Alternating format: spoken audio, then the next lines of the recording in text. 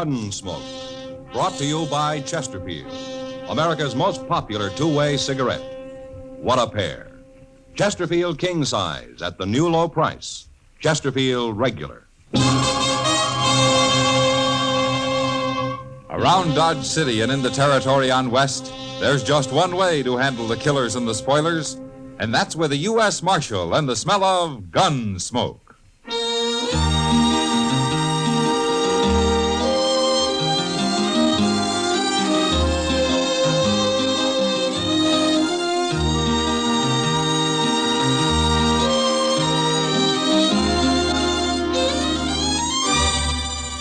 Gunsmoke, starring William Conrad. The transcribed story of the violence that moved west with young America.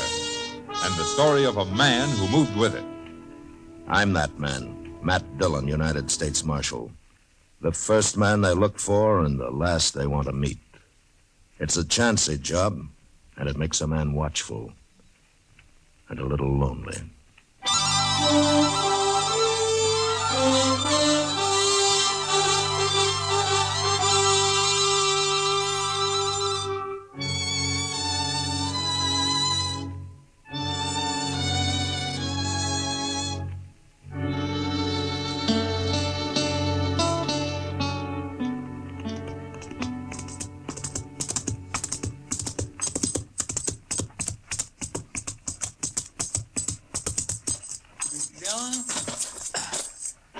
Mr. Dillon. Hello, Chester. I sure am glad you're back. I've only been gone a couple of hours. Well, that's all it takes, a couple of hours. Only Becker's been shot. Huh? Oni Becker? You know him, that little sodbuster lives out near Clear Spring. Oh, yeah. He's up at Doc's. You want to see him? Yeah. Well, tell me about it, Chester. Well, sir, all I know is he was gambling this morning over at the Texas Trail. He left there a little afternoon, and then some fellas found him laying in an alley with a bullet in him. Well, can he talk? No, sir. He's been unconscious the whole time. But Doc's working on him in here.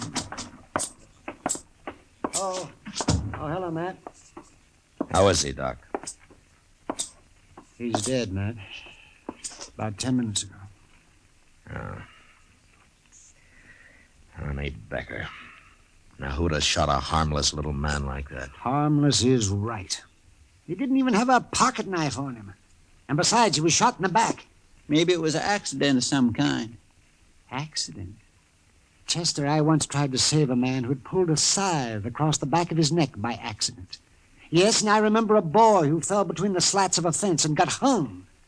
But I never heard of a man shooting himself in the back by accident. Well, I meant maybe somebody else done it. Of course somebody else did it. I know that. I meant by mistake. Oh, Chester. Chester, are you sure you've been keeping your hat on when you're walking around in the sun? Oh, you're just mad because Oni Becker died on you, There was Doc. nothing I could do to save him. He bled to death.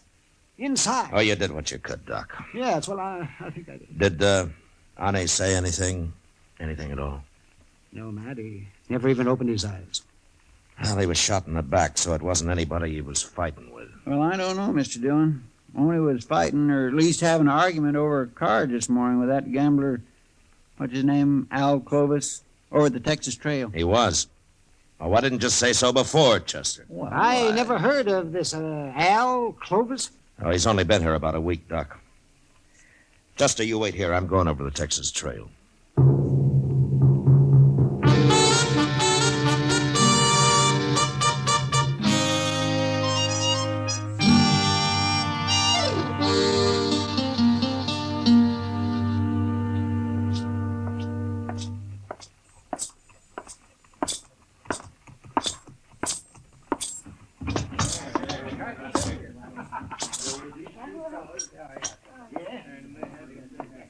Oh, is that you? Oh, hello, Marshal. Hello, John.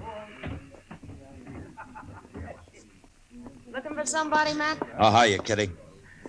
Is Al Clovis here? I was wondering when you'd get around to him. What do you mean? I heard about Oni Becker, and Al Clovis threatened him this noon just before Oni went out and got shot. Almost seemed like Al was trying to start a fight with him, Matt. Where was Clovis when it happened, Kitty? He wasn't in here. Kitty, you know Al Clovis better than I do. Would you say he's the kind of a man who would murder Oni Becker because of an argument over cards, shoot him in the back? I don't know him that well, Matt. Yeah, well, maybe he had another reason to kill him. If he did it. Shooting little Oni Becker's like shooting a pet deer. Makes about as much sense. Yeah. But usually when a man gets murdered, there's a reason of some kind for it. You mean it'd take more than plain anger to follow a man down an alley and shoot him in the back? Well, ordinarily it would. Al Clovis must have wanted Oni dead for some special reason, Matt. Maybe Oni had something on him. Yeah, maybe. He was in here a while ago, but he left. Well, I'll find him. He might be at the depot, Matt. At the depot? He said something about going to St. Louis. Now everything's been taken care of here. I didn't know what he meant at the time, but he said it loud, and I know the train leaves at 4:30. 4:30? That's about that now, isn't it? Well, maybe he said it just to throw you off his trail. Yeah, well, I'll find out. I'll see you later, Kitty. Better hurry, Matt.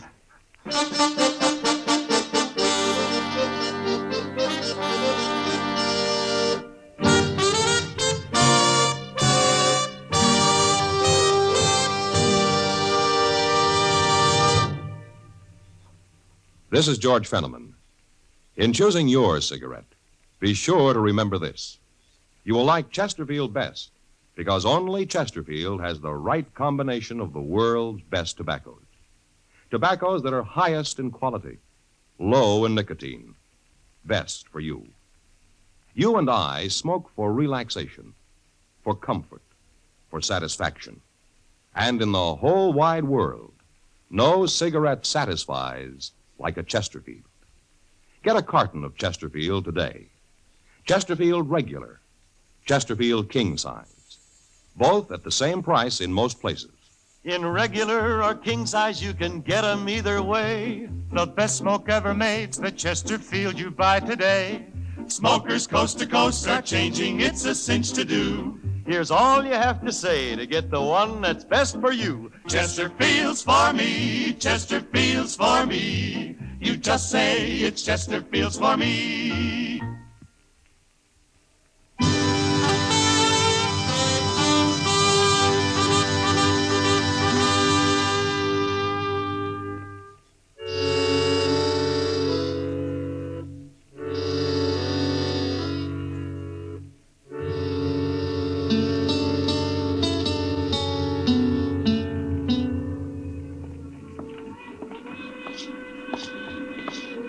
One more car to go, Mr. Dillon. If Al Clovis ain't in there, he ain't on this train. Well, he might have fooled us after all, Chester.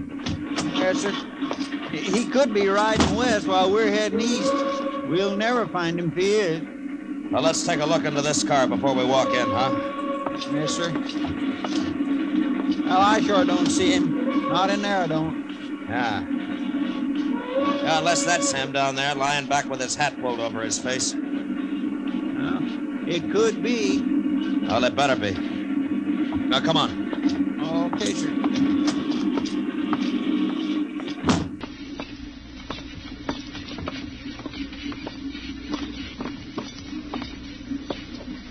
Hey, wake up, mister. Come on, wake up. Quit bothering me. What do you want?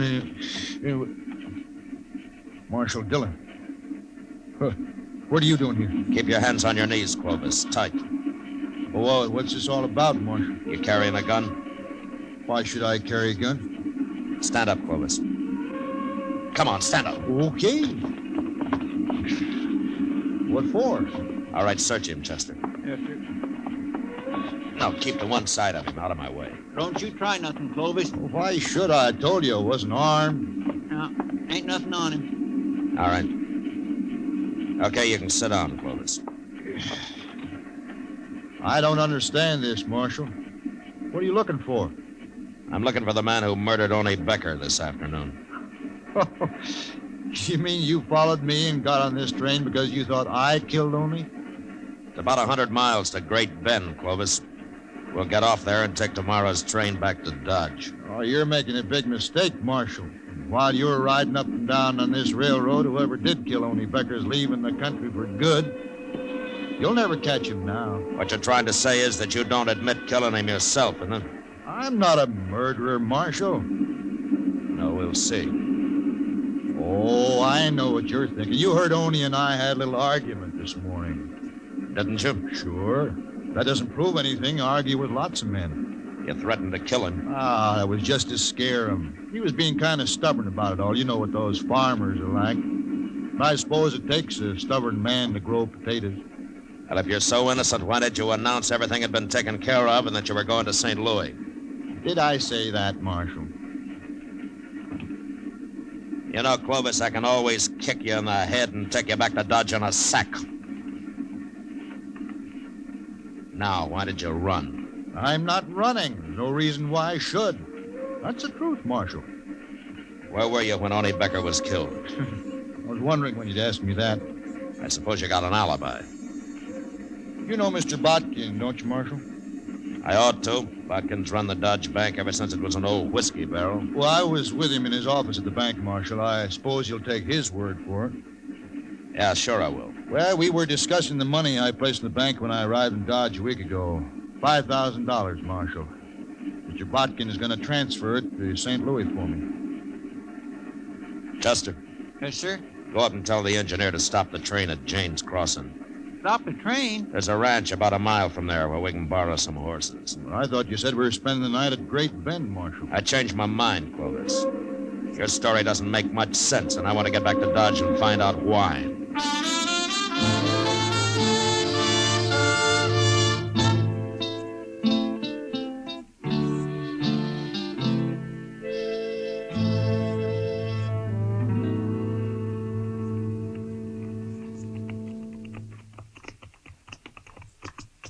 It must be about midnight. Sure is, and I'm tired. Haven't been on a horse in years. Oh, well, why didn't you say so, Clovis? We'd have borrowed a wagon for you. Never mind, Chester. You take him on down to the jail and lock him up, huh? I'm going to stop here at Mr. Botkin's house. His light's still on.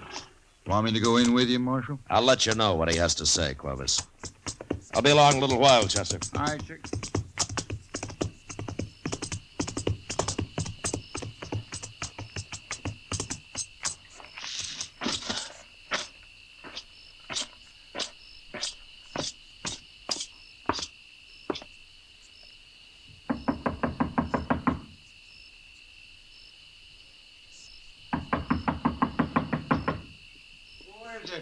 Matt Dillon, Mr. Botkin. Oh. Well, Marshal, come in. Come in. I wouldn't have bothered you this late, Mr. Botkin, but I saw your light was on, and I figured you were still up. Up? Of course I'm up. How could I sleep tonight? Why? What's wrong? Where have you been, Marshal? The whole town of Dodge has been looking for you. Fine time for you to be up riding off somewheres, I must say. Well, tell me what happened. What happened?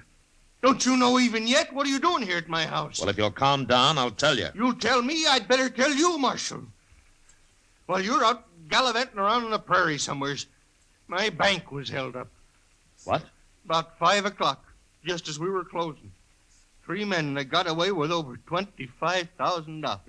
Every cent of cash I had in that vault, Marshal. Well, didn't anybody try to follow him? No, they tied me and them cashiers up so tight they were miles out of town before we could get loose. There's a few men saw him leave, but they were afraid to do anything about it. And, of course, the United States Marshal, he wasn't even in town. Did you get a look at him? No, they were masked. Nobody I found can even identify their horses. They're just gone, Marshal, with $25,000. Look, Mr. Botkin, I came here to ask you a question. It might have something to do with your bank being robbed. Oh? Well, what is it? Was Al Clovis with you in your office about noon today? Clovis? Yes, he was for a couple of hours. Why? He had some money on deposit? Yeah, that $5,000 cash. Of course, that's gone, too. That's part of the money they took. I'm afraid Clovis is broke now, along with me and a lot of other people. Well, maybe he isn't as broke as you think. Oh, he's broke. Unless you can get that money back, Marshal. Look, I got an idea. I might find it for you, Mr. Botkin. And it won't take very long, either.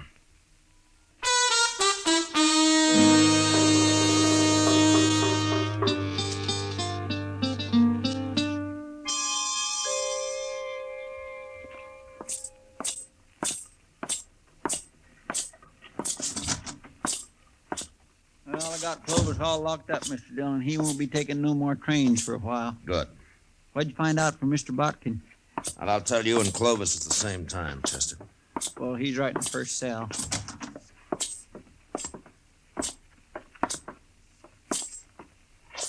Well, Marshal, come to turn me loose. Mr. Botkin says your alibi's good, Clovis. If you'd have believed me in the first place, you'd have saved us all a lot of trouble. Yeah. Well, let me out. I don't want to spend the night here. You better get used to it, Clovis. You're going to be spending a lot of nights in here. What? At least a month or two of them. No. They can't keep me here, Marshal. It's illegal. Is it? Of course it is. Well, maybe you know more about the law than I do, Clovis, but I run this jail, and you're going to stay here a long time. And what's more, I'm going to tell the whole town where you are. Come on, Chester. Marshal, I demand to be released at once. Now come back here. It'll cost you your job if you keep me here. Shut the door, Chester. Marshal, you can't do this. Marshal! You really gonna keep him locked up, Mr. Dillon? I am. But he ain't done nothing. I mean, if Mr. Botkin said he is with him... Well, Clovis didn't kill only Becker, if that's what you mean. Well, then why don't you turn him loose? Chester, the bank was robbed of $25,000 today. It was? Yeah, just after we got on the train. Looks to me like only Becker was murdered just to get me to follow Al Clovis out of town. Well... We'll find out in a few minutes. I don't think Clovis can stand the idea of sitting in jail while his partners ride off with all that money. You mean he was supposed to get out of here and meet them as soon as his alibi was made good, huh? That's the only way it makes sense to me. Marshal! Marshal Dillon!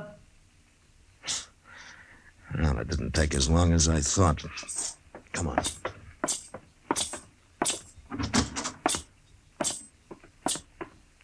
Marshal, I got to talk to you.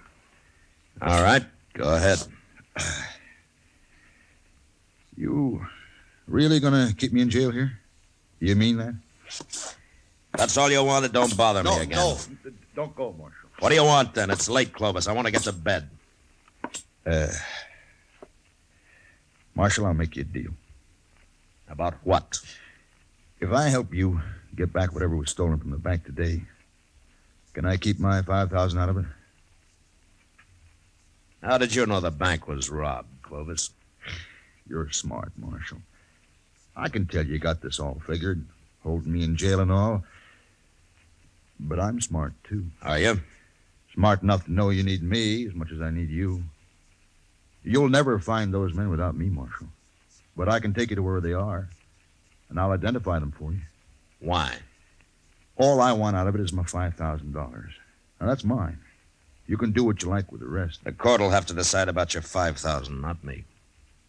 Will you think there's a chance I might get it? Well, I don't know. But you're a gambler, aren't you? It'll help my showing you where they are, won't it? Yeah, it'll help. Okay. I'm supposed to meet them tonight or early tomorrow, Marshal. They won't wait longer than that. All right, who are they, Clovis? They're not friends of mine, Marshal. I never saw them before 2 weeks ago in St. Louis. And they're all hiding behind summer names. How far's away the meeting place? It's an old cabin, about 20 miles from here. They there now? Nobody stopped them here, did they? No, thanks to you.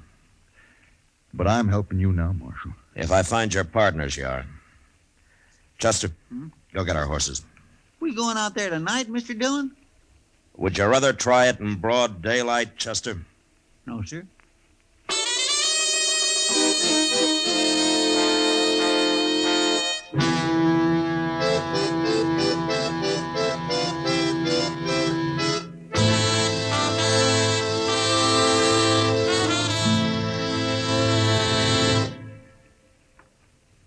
One-way cigarettes, one size, that is, are almost obsolete because they just don't give smokers what they want. Either way, you'll like Chesterfield best. It's America's most popular two-way cigarette because only Chesterfield gives you the right combination of the world's best tobaccos. Tobaccos that are highest in quality, low in nicotine, best for you. You and I smoke for relaxation, for comfort, for satisfaction. And in the whole wide world, no cigarette satisfies like a Chesterfield. You smoke with the greatest possible pleasure when your cigarette is Chesterfield. Yes, these 6 words, highest in quality, low in nicotine, mean Chesterfield is best for you. Get a carton of Chesterfield.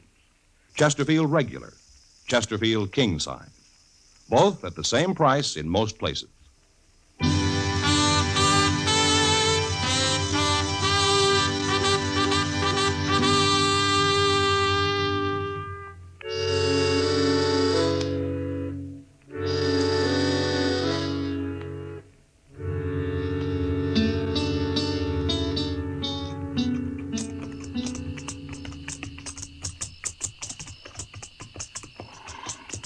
You sure you can find this cabin, Clovis?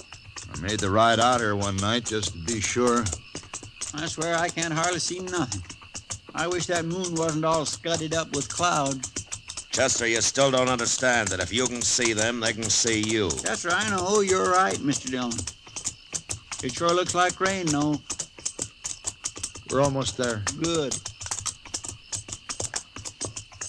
Marshal, Yeah. how are you going to take them? 3 men. What's the matter, Clovis? You getting scared? You know what they'll do to me if you don't take them, Marshal. Like I said, you're a gambler, aren't you? Look, why don't you give me a gun? I'll help you. We'll manage. You can trust me, Marshal. I'm on your side now. Clovis, I wouldn't trust a man like you if you were in church, praying. Wait. Somewhere over there. Ooh. Yeah. There it is. That little clump of elder. The cabin's in there. You see the light? Yeah. Are you sure that's it? Of course I am. Okay, let's get out. Chester, I'm going to go up on foot and have a look. You stay here with Clovis. Okay, sir.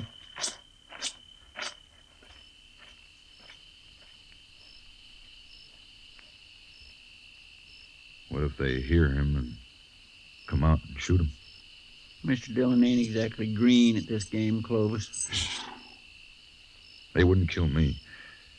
They'd burn me or something first. Can't blame 'em much. Wish I'd stayed in jail. Wished I'd let him keep the money. Something's sure to go wrong here. Unless maybe I outsmart him. You ain't gonna outsmart nobody, Clovis, so forget about it. Okay. I declare I never seen a darker night than this is. No. Neither did I. Here, get off. Get off. What's the matter? It's my horse. He's standing on my foot. We'll push him off. I can't. Now help me, Chester. No, for pity's sake. Come on. Ow. Move him. That's all you gotta do. Back. Here, what are you doing? Clovis? I got your gun, Chester. Now shut up. Don't move. But you give me Shut up, that I said. gun. That's better. What's that? Thunder, Clovis. You'll be hearing a different kind when Mr. Dillon gets back here. He's not coming back here. We're going to him. And if he shoots anybody, it'll be you, because you're going to be right in front of me. Like this. All right. Start walking, Chester. Go on.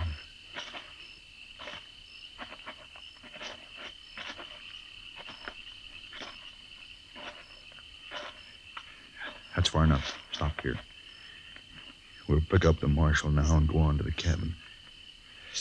I'll call him and tell him how you're fixed. Go on, call him. Mr. Dillon? Mr. Dillon? He ain't nowhere around Yes, here. he is. Tell him. Go on. Clovis got my gun, Mr. Dillon. Tell him if he doesn't walk over here with his hands up, I'll shoot you. He's gonna take us both to the cabin, Mr. Dillon. He says he'll shoot me. You heard him, Marshal. Now, I'll kill him sure if you try anything. He ain't close enough. I tell you, he's probably clear up there at the cabin. Okay. Okay, start walking, Chester. Straight ahead. Once I get you inside the cabin, he'll have to give up. Unless he wants you dead.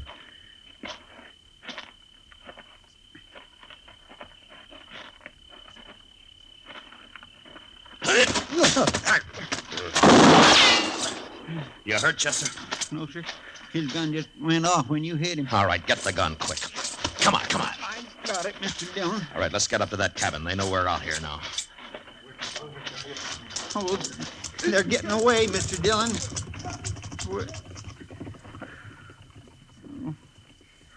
They're gone. Yeah. Oh, my goodness. I just don't know what to say. Then don't say anything. Let's try to find our horses. We'll get Clovis later. We'll never find them horses in the dark this way. Rain. Well, that's it. There won't be a track left now. Well, there go 3 killers and $25,000. Mr. Dillon, I just feel awful about this. How'd he get your gun away from you anyway? Well, see, he said his horse was standing on his foot, so So you walked up and let him pull your gun right out of the holster, huh? Yes, sir, that's about the way it happened. Mr. Dillon, you should have let him take me into that cabin. They'd have killed me, but you could have caught them. They wouldn't have got away like they did. Yeah, I know. I was close enough to hear what Clovis said. Well, then why'd you save me? Everything would have been okay. Oh, yeah. Everything would have been okay. Almost everything, Chester. Well, let's just don't stand here in the rain talking about it. Come on.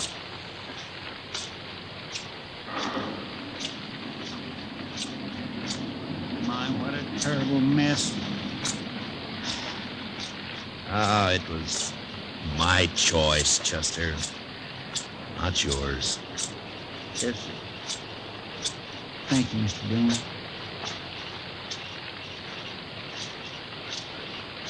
Mr. Dillon, would you like a horehound drop?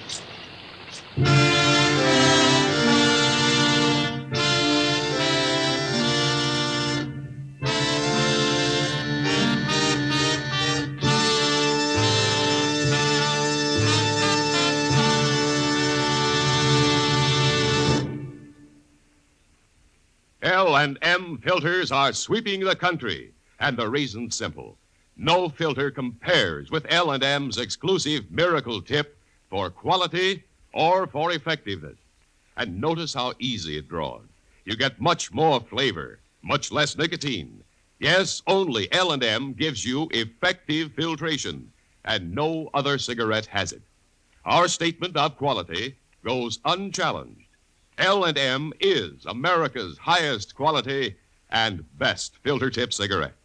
Buy L&M's, now king size or regular, both at the same low price.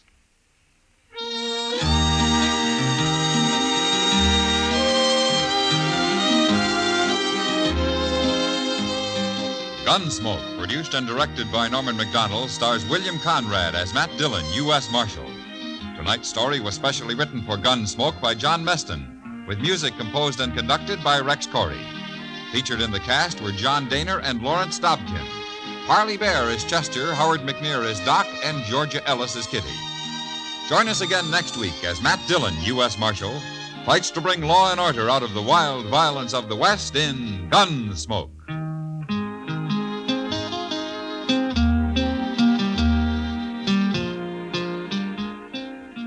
Remember, next week at this same time, Chesterfield will bring you another transcribed story of the Western frontier on Gunsmoke. This is the CBS Radio Network.